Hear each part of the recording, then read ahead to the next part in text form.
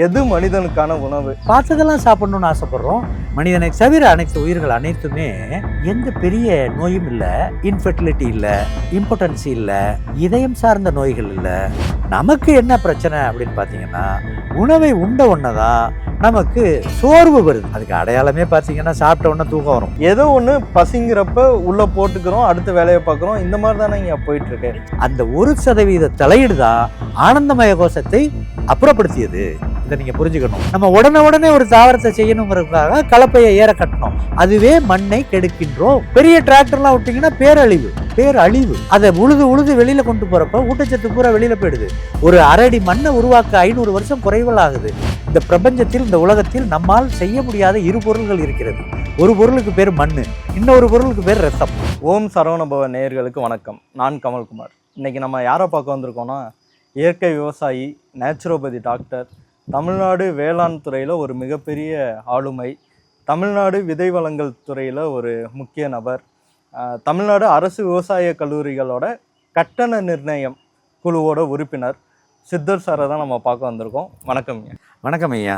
ஓம் சரவணபவ அமைப்பிற்கும் உங்களுக்கும் உங்கள் குழுவிற்கும் நமது நேயர்களுக்கும் மிக்க வணக்கமும் வாழ்த்தும். போன தடவை ஒரு மிகப்பெரிய விஷயம் ஐயா, எல்லாம் கருப்பு கவுனி தான் சிறந்த அரிசின்னு அதை நோக்கி போயிட்டு இருக்கப்ப அதை விட சிறப்பாக கருங்குருவை இருக்குது அப்படின்னு சொன்னீங்க. நிச்சயம் அது மக்கள் மத்தியிலையும் ஒரு மிகப்பெரிய வரவேற்பு இருந்துச்சு. அது இல்லாமல் நம்ம காயில் கலக்கிற கெமிக்கல்ஸ், அதனால் வர விஷயங்கள், நிறைய விஷயம் பேசியிருந்தோம். அதன் தொடர்ச்சியாக இப்பயும் பேச ஆரம்பிக்கலாம்னு நினைக்கிறேன். நல்லது. எனக்கு என்னன்னாங்க, நீங்கள் அன்னைக்கு ஒரு நாள் நம்ம ஃபோனில் பேசினோம். சமீபத்தில் தான் திருமணம் முடிச்சுட்டு விருந்தில் பிஸியாக இருந்தேன். ஒரு 10-15 வீட்டுக்காவது விருந்துக்கு போயிருப்பேன். நடக்கிறது, ஓடுறது, நீந்துறது எல்லாத்தையும் சாப்பிட்டுக்கிட்டு இருந்தேன். அப்போ தான் உங்கள் ஃபோன் காலில் ஒரு கேள்வி, எது மனிதனுக்கான உணவு?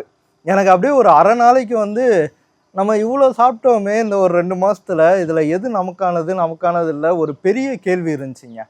அதுலேருந்தே தொடங்கலான்னு நினைக்கிறேன்.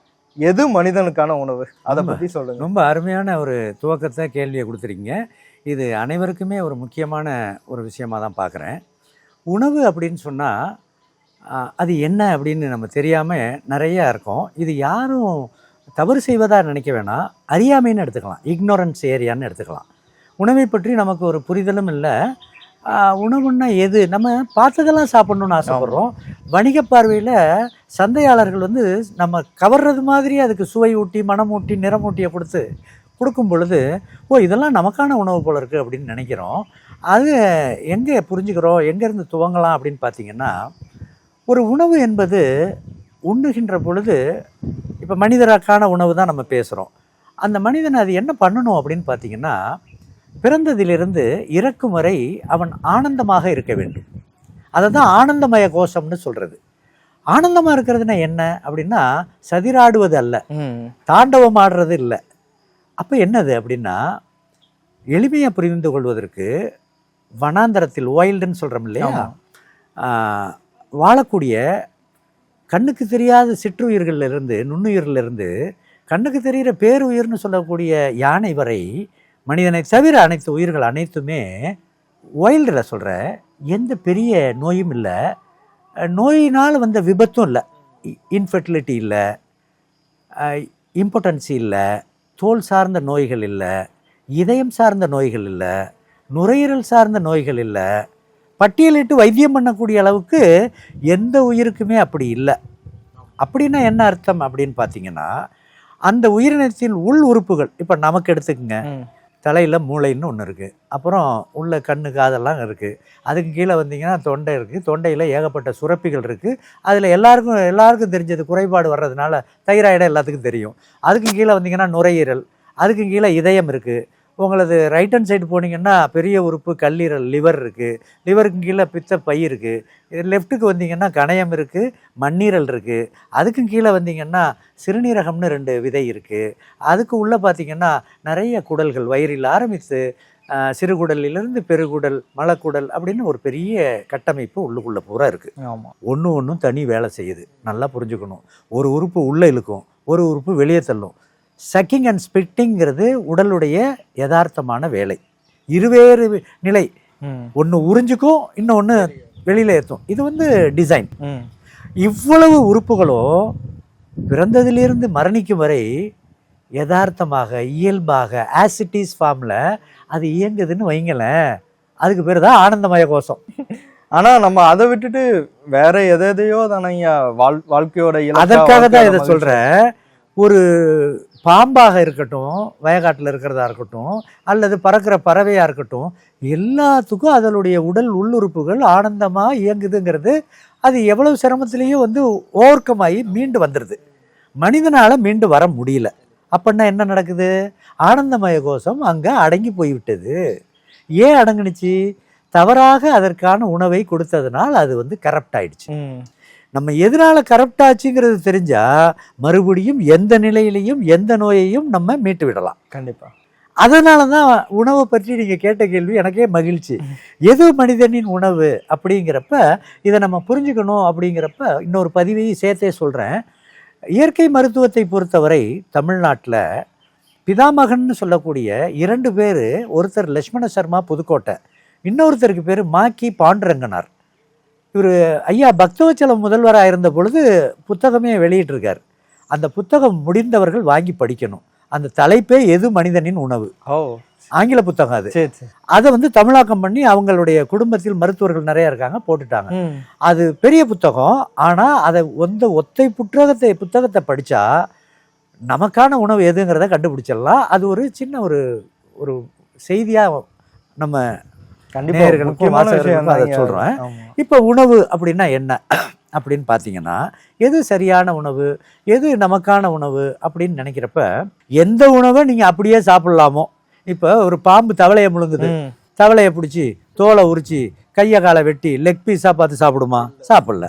ஒரு பறவை மீனை முழுங்குது, அப்படியே சாப்பிடுது. ஒரு புழுப்பூச்சிகள் கரிகாயை சாப்பிடுது, தொலையிட்டு உள்ள போய் ஆனந்தமா உட்காந்துட்டு சாப்பிடுது. ஒரே மாதிரி மாமிச பிராணிகள் பார்த்தீங்கன்னா எந்த மாமிசமாக இருந்தாலும் அதை பிடிச்சி உயிருடன் இருக்கிறத அப்படியே அடித்து ரத்தம் ஒழுக ஆனந்தமாக சாப்பிடுது. அதே மாதிரி பன்றிகளை பார்த்தீங்கன்னா கிழங்குகளை தோண்டி இப்படி ஒன்று மாடு புல்ல சாப்பிடுது.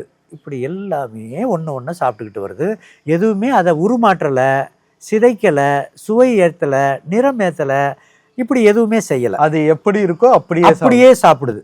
அப்போ அங்கே என்ன நடக்குது அப்படின்னு பார்த்தீங்கன்னா, அதற்கு ஏற்பதான் உங்க வாயில் சுரக்கக்கூடிய எச்சலே. எச்சல் என்பது அதோடைய pH லெவல் பார்க்கணும், கார அமிலத்தன்மை.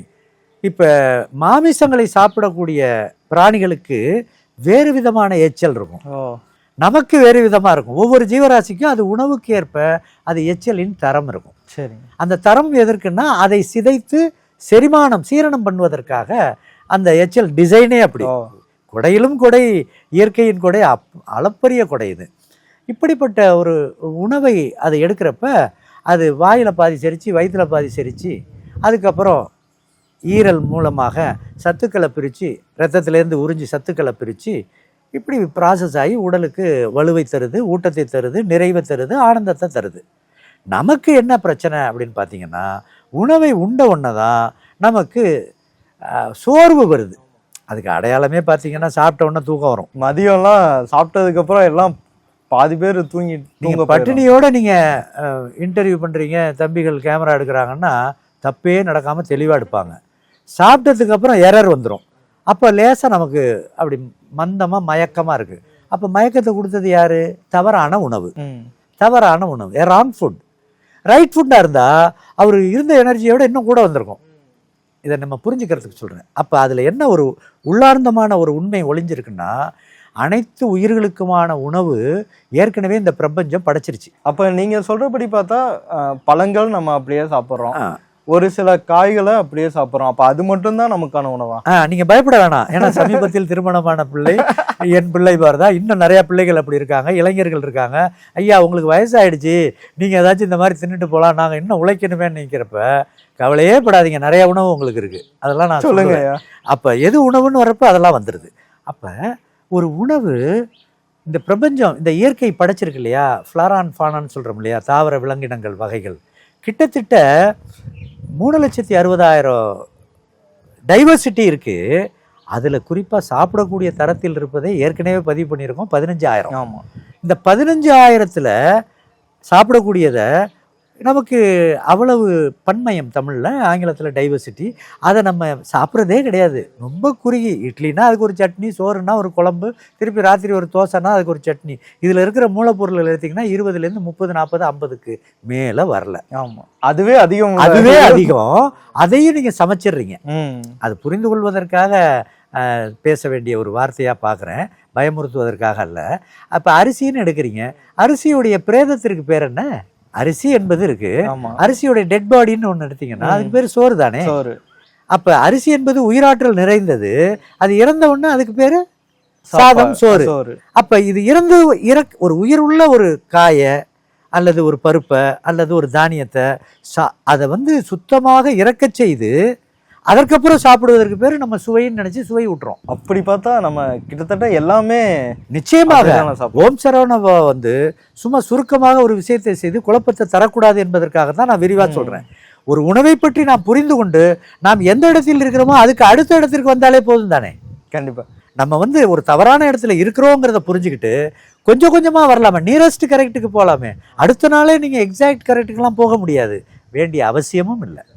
அதெல்லாம் நம்ம உணவை பற்றி பேசுகிறப்ப நம்ம இஸ்ரோவில் இருக்கக்கூடிய தொழில்நுட்பத்தில் மிக தெளிவாக இருக்கும், சிஸ்டம் ஆப்ரேஷனில் தெளிவாக இருக்கும், கேமராவில் தெளிவாக இருக்கீங்க, இன்னும் என்னென்னத்துலேயோ தெளிவாக இருக்கும். உணவில் நம்ம அடிப்படையாக கூட புரிதல் இல்லாமல் இருக்கோமே. அதற்கான தளமாக தான் இதை கண்டிப்பாக அந்த பொறுப்போடு தான் நீங்களும் கேட்குறீங்க, அந்த பொறுப்போடு தான் நானும் பேசுகிறேன். இப்போ என்னங்க, ரொம்ப பரபரப்பாக இயங்கிட்டு இருக்கோம். அதாவது வெற்றிங்கிறது எனக்கு ரொம்ப வருஷம் கழிச்செல்லாம் இப்போ தேவையில்லை, நாளைக்கே வேணுங்கிற நிலைமையில தான் எல்லாருமே ஓடிக்கிட்டு இருக்கோம். ஏதோ ஒன்று வீட்டில் செஞ்சு தராங்களோ இல்லை கடையில் கொடுக்குறாங்களோ, காசு கொடுத்து சாப்பிட்றோம், ஏதோ ஒன்று பசிங்கிறப்ப உள்ளே போட்டுக்கிறோம், அடுத்த வேலையை பார்க்குறோம். இந்த மாதிரி தானே இங்கே போயிட்டுருக்கு. நிச்சயமாக நீங்கள் சொல்கிறது அதை தான் உள்ளடக்கியது இந்த பேச்சுமே. உணவை அது எளிமையாக கிடைக்கிது. நீங்கள் நம்மளை விட பெரிய உருவமான யானைக்குமே அடுத்த வேளை உணவு எங்கே இருக்குது சமைக்கிறாங்கன்னு தெரியாமல் அது பட்டினியும் இல்லை, கிடைக்கிது, சாப்பிடுது. பூனைக்கும் கிடைக்கிது, புழுப்பூச்சிக்கும் கிடைக்கிது. அதை தான் சொல்ல வந்தேன். இந்த இயற்கையில் அனைத்து ஜீவராசிகளுக்கும் மனிதன் உட்பட எல்லாத்துக்கும் சாப்பாடு ஏற்கனவே படைச்சிருச்சு. இந்த எக்ஸிஸ்டிங் மேன் ஒன்லி டிஸ்கவர் இட்டுங்கிறது புதுசாக கண்டுபிடிக்க வேண்டிய அவசியம் இல்லை. அது எவ்வளோ தெரியுமா தகுதி உள்ளது? நம் உடலுக்கான தரத்தில் 99% அது தரத்தோட படைச்சிருச்சு. நம்ம என்ன நினைக்கிறோம், நாடோடியா இருந்த நம்ம ஒரு இடத்துல தங்கி இந்த இடத்துல அரிசி நல்லா விளைஞ்சிருக்கு, இந்த இடத்துல மாம்பழம் வந்துருச்சு, இந்த இடத்துல கொய்யாப்பழம் வந்துருச்சு, இந்த பலாப்பழம் நமக்கு பிடிச்சிருக்குன்னு அந்த இடத்துலயே கொட்டாய போட்டோம். அதுதான் நாகரிக வளர்ச்சின்னு சொன்னோம். அப்ப அங்க தங்கி இருக்கின்ற பொழுது அதே பயிரை நம்ம விவசாயம் பண்ணி, அதுதான் நாகரிக வளர்ச்சியின் முதல் துவக்கம் வேளாண்மை. அப்பயே இயற்கையை சிதைக்க ஆரம்பிச்சிட்டோம். இயற்கை விவசாயம் என்பது செயற்கை விவசாயத்துடன் சிறந்ததை தவிர அதுலயே இன்னும் நம்ம கடந்து வர வேண்டிய இடம் நிறைய இருக்குங்கிறத புரிஞ்சுக்கணும். அப்ப அந்த உணவை இயற்கை விவசாயம்ங்கிறது ஒரு தொடக்க புள்ளி தான். ஒரு முழுமையை அடையணும். நீங்க உங்களுக்கெல்லாம் வாய்ப்பு இருக்கு, ஏன்னா சின்ன பிள்ளைகள் நீங்கள்லாம், என்னை மாதிரி ஆளுக்கு அதை அடையிறதுக்கு இன்னும், ஏன்னா எங்களுக்கு இடையில் வந்த அறிவு தானே இது, உங்களுக்கு இளமையிலேயே கிடைச்சிருச்சு. அப்போ நீங்கள் நாளைக்கு பிறக்க போகிற உங்கள் குழந்தைய மிக பத்திரமாக வச்சுருக்கலாம். அதுக்காக தான் இந்த 99% மிகச்சரியான உணவை இயற்கை படைத்து விட்டது. நம்ம ஒரு இடத்துல உட்கார்ந்து அங்கே நம்ம சில இதை உண்டு பண்ணணும்னு நினைக்கிறோம்ல, அப்போ சில தவறுகளால் அந்த 1% மனிதன் தலையீடு இருக்கு. ஆமாம், அந்த 1% தலையீடு தான் ஆனந்தமய கோஷத்தை அப்புறப்படுத்தியது. இதை நீங்க புரிஞ்சுக்கணும். அந்த 1% என்ன, நமக்கான தாவரத்தை செய்யறோம். உதாரணத்துக்கு நெல், மரபு நெல்லு தான் நான் நெல்லுன்னு சொல்றது. மரபு நெல்லை செய்யறப்ப அந்த வயக்காடு பூரா வெறும் நெல்லையே செய்யறோம், கரும்பு செஞ்சா வெறும் கரும்பையே செய்யறோம். அது அல்ல வேளாண்மை என்பது. நீங்க என்ன ஒரு தனிப்பயிரை செஞ்சா அங்க நோய் தாக்கல் இருக்கும், பூச்சி தாக்கல் இருக்கும், இன்னும் ஊட்டச்சத்து குறைபாடு இருக்கும், பயிர் வளருவதே சிரமமாக இருக்கும், நீர்ச்சத்து பத்தாம போயிடும். இப்படி ஏகப்பட்ட பிரச்சனைகள் வருது. பல தாவரங்களோட இருக்குன்னு சொன்னீங்கன்னா, ஒரு வயற்காடு என்பது காடாக தான் இருக்க வேண்டும். காட்டுல எல்லா பயிரும் இருக்கும். மனிதனுடைய முயற்சி அந்த 1% ரொம்ப கவனமாக டிரான்ஸ்ஃபார்மர்ல ஏறுறது மாதிரி இருக்கணும், பொறுப்போட இருக்கணும். உணவு உற்பத்தி செய்யக்கூடிய உழவர்களும் மிக பொறுப்போட வர்றப்ப அது சிதைக்கிறோம், மண்ணை சிதைக்கிறோம். உழவு என்பதே சிதைவு. அது மண்புழு ஏற்கனவே செஞ்சுக்கிட்டு இருக்கு. நம்ம உடனே ஒரு தாவரத்தை செய்யணுங்கிறதுக்காக கலப்பையை ஏற கட்டணும், அதுவே மண்ணை கெடுக்கின்றோம். அந்த சிதைவை பத்திரமா செய்யணும். பெரிய டிராக்டர்லாம் விட்டீங்கன்னா பேரழிவு. அதை உழுது வெளியில கொண்டு போறப்ப ஊட்டச்சத்து பூரா வெளியில போயிடுது. ஒரு அரடி மண்ணை உருவாக்க 500 வருஷம் குறைவல் ஆகுது. அந்த மண்ணை ஒரு டிராக்டரை உள்ள இறக்கி பிதுக்கி வெளியே தள்ளிட்டீங்கன்னா 500 வருஷத்தை வெளியில அனுப்பிச்சிட்டீங்க. திரும்பி மண் கட்டமைப்பை செய்ய முடியாது. நல்லா புரிந்து கொள்ள வேண்டும், இந்த பிரபஞ்சத்தில், இந்த உலகத்தில் நம்மால் செய்ய முடியாத இரு பொருள்கள் இருக்கிறது. ஒரு பொருளுக்கு பேர் மண், இன்னொரு பொருளுக்கு பேர் ரத்தம். இதை இந்த உடல் தானே தான் செஞ்சுக்கணும். வெளியில இருந்து பாட்டில வாங்கி ஊத்துறதுக்கு இது ஒன்றும் சோடா கிடையாது.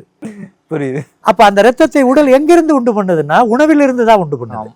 உணவிலிருந்து தான் உண்டு பண்ணுது. உணவில் குற்றம் இருந்தால் குருதியில் குற்றம், உணவில் நேர்மை இருந்தால் ரத்தம் ஆகச் சிறந்தது. கிறிஸ்தவர்கள் சொல்றாங்க இல்லையா, இயேசுவின் ரத்தம் ஜெயம்னு. அது எதன் வெளிப்பாடு? இறைவா, எனக்கு நல்ல உணவை கொடுத்தாய், உணவின் மூலமாக எனக்கு ரத்தத்தை கொடுத்தாய், அந்த ரத்தத்தை கொடுத்ததற்கு உனக்கு நன்றி தெரிவிக்கிறாங்கிறாங்க. சொல்லிட்டு போய் ரத்தத்தை ஏற்றுற நிலைமைக்கு இன்னைக்கு ஆயிட்டோம். அந்த அளவுக்கு தரம் தாழ்ந்து போயிட்டோம். அப்ப உணவு என்பது உங்களுக்கு ரத்தத்தின் மூலமாக உங்களுக்கு தேவையான அனைத்து ஊட்ட உப்பு சத்துக்களை தருது. அப்ப நம்ம 1% தலையீடு இருக்கு இல்லையா, அது ஒரே பயிரை செய்யறது, அது இன்னும் விளையறதுக்கு நீங்க ரசாயன யூரியா பொட்டாஷ் மாதிரி போட்டாலும் சரி, இயற்கை விவசாயங்கிற பேர்ல அதிகமா மண்புழு பஞ்சகவியா இப்படி அடித்தாலும் சரி, அதுவே அந்த சங்கடத்தை தான் கொடுக்கும். அதுவே தேவை. நிச்சயமாக ஏற்றுமதி செய்த நமது இந்திய உழவர்கள், இயற்கை உழவர்களுடைய பொருட்கள் ரிஜெக்ஷன்ல இங்க வந்ததை கேட்டிருக்கோம், நம்ம பார்த்துருக்கோம். எதனாலன்னா பஞ்சகவியாத்தோடைய சாரம் அதுல இருக்குன்னு ரிஜெக்ட் பண்ணியிருக்காங்க, பூச்சிக்கொல்லி சாரத்துக்காக இல்லை. அப்ப எதுவாக இருந்தாலும் தேவையில்லாமல் இருந்தால் அது அந்த 1% உணவை கெடுக்கிறதுங்கிறத புரிஞ்சுக்கணும்.